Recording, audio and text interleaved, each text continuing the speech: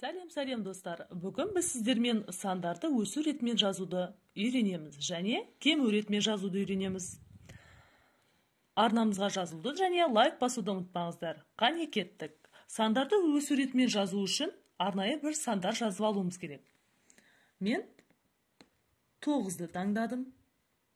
909-ды таңдадым. 99-ды таңдадым. 909 мыңды таңдадым.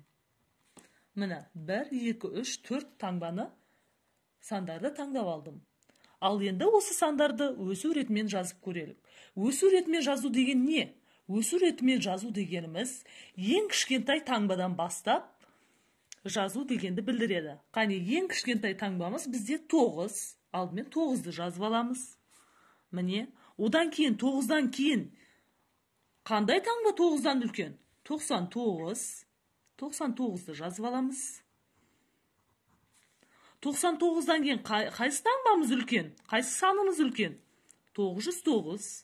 909-ды жазып аламыз. Одан кейін әлбетте бізде 909 мың қалды. Соны жазамыз.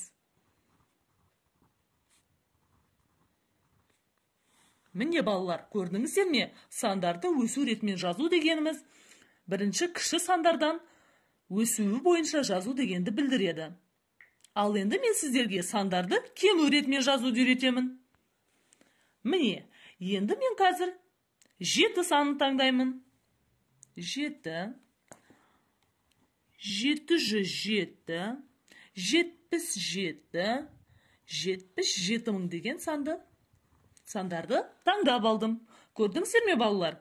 Енді мен сандарды кему ретімен жазамын. Сандарды кему ретімен жазу дегеніміз бірінші ең үлкен санды тауып аламыз. Ең үлкен санымыз қайсы? Ең үлкен санымыз 77 мың.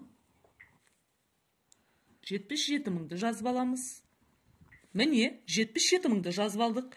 Енді 77 мыңнан кейінгі үлкен санымыз қайсы? 707. 707-ні жазамын. Міне балалар, 707-ні жаздым. 707-ден кейінгі үлкен таңбамыз 77. 77-ні жазып аламын. Әрине соңғы санымыз 7. Міне балалар, біз сандарды өсу ретімен және кему ретімен жаздық. Қане көрейікші, сандарды өсу ретімен 9, 99, 909, 909 мың. Ал сандарды кему ретімен жазуда 77 мың, 777, 77, 7. Міне балалар, сандарды өсу ретімен және кему ретімен осылай жазамыз. Сіздерге түсінікті болған болса, арнамызға жазылып, лайк басуды ұмытпаңыздар. Сау болыңыздар.